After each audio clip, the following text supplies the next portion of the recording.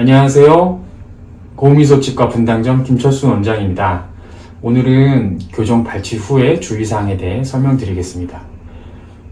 교정 치료는 크게 발치랑 비발치로 쉽게 나눌 수 있는데요. 치열이 매우 삐뚤삐뚤해서 배열을 위한 공간을 얻기 위하거나 아니면 돌출된 치열의 후방 이동을 튀어나온 앞니가 뒤로 들어가기 위한 공간을 얻기 위해 발치를 많이 하는데요. 주로 속옷치 부위에 발치를 많이 하게 됩니다. 우리가 발치를 하게 되면 주의사항을 설명드리는데 그 주의사항에 대해서 자세하게 설명드리겠습니다. 발치를 하고 나면 발치 부위에 솜을 꽉 물려드리게 되죠. 압박지열, 그러니까 발치 피하는 부위를 꽉 눌러서 압박지열을 하는 것이고요.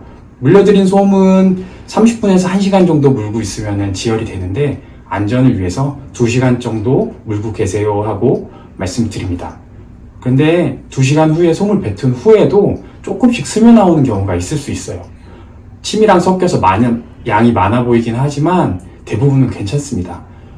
출혈이 문제가 되는 경우는 입안에 머금을 정도로 피떡이 지는 그런 경우에는 전화를 주시고 병원에 내원하시거나 병원이 끝난 시간에는 치과 응급실에 내원하셔야 될 수도 있어요.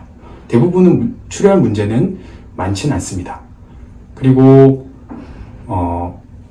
지혈이 어느 정도 완료된 후에도 침을 뱉거나 빨대 같은 걸 사용하면 다시 출혈이 될 수 있어요. 그래서 꺼지를 물고 있거나 꺼지를 뺀 후에도 입안에 침이랑 피가 섞여서 고이게 되는데 삼켜주셔야 돼요. 피를 뱉어내는 경우에는 입안에 음압이 생겨서 다시 출혈이 돼서 그러면 한동안 지혈이 잘 안 될 수 있어요. 그래서 입안에 생기는 침이랑 피는 계속 삼켜주셔야 됩니다. 그리고 나서 마취가 풀리면서 통증이 생길 수 있는데 어느 정도의 통증은 정상적이에요. 이를 뽑았으니까 그렇겠죠? 하루 이틀 정도 뻐근한 통증이 계속될 수 있고요. 그런 경우도 저희가 처방해드린 진통제를 드시면 괜찮아질 거예요. 대신 2, 3일 후부터 갑자기 큰 통증이 오는 경우가 있어요. 드라이소켓이라고 하는 부작용이 발생한 경우인데 이를 뽑은 자리, 발치와에 생겼던 혈병, 피떡이 떨어져 나가면서 드라이소켓이 발생하게 되면 큰 통증이 생길 수 있고 또 심한 악취, 안 좋은 냄새가 나요. 그러면 병원에 내원하셔서 치료를 받으셔야 돼요. 흡연을 하시는 경우에 드라이소켓이 발생할 확률이 좀 높고요. 호르몬적으로도 젊은 여성분들한테서 잘 생길 수 있어요. 그래서 2, 3일 후부터 갑자기 많이 아프다, 발치한 부위가. 그러면 전화 주시고 병원에 오셔야 됩니다. 그 다음에는 가끔 발치한 부위를 손으로 만지시는 분들이 있어요. 그런데 그렇게 되면 발치한 부위가 다시 감염돼서 세균이 번식하고 이 경우에도 문제가 생길 수 있으니까 손으로 너무 만지거나 하지 마시고요.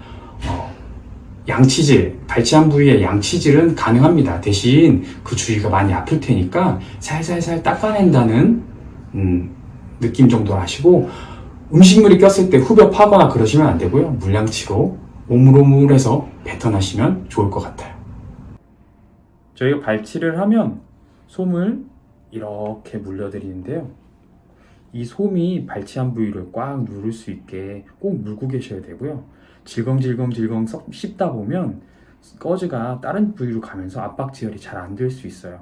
그래서 질겅질겅 하시면 안 되고요. 혹시 이 꺼즈가 빠지거나 피가 너무 많이 나서 꺼즈를 바꿔야 될 경우에는 이렇게 돌돌돌 마셔서 발치 부위에 쏙 넣고 꼭 물고 계시면 돼요. 압박지혈은 대부분 잘 지혈이 되기 때문에 큰 문제가 없지만 만약에 지혈이 잘 안 됐다 그러면 꼭 물고 계시는 거에 문제가 있을 수 있으니까 한 2, 30분 동안은 꼭 물고 계시는 게 좋아요. 그리고 마취는 2, 3시간 후부터 풀리는데요. 그 사이에 입술에 감각이 없기 때문에 어린 친구들 같은 경우에 입술을 많이 씹는 경우가 있어요. 재밌어서. 그러면 상처가 크게 날 수 있으니까 질겅질겅 씹지 않도록 하는 게 중요합니다.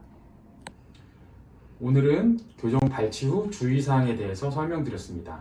혹시 지혈이 잘 안 되거나 통증이 심한 경우에는 병원으로 전화 주셔서 자세한 설명 들으시면 좋을 것 같습니다. 감사합니다.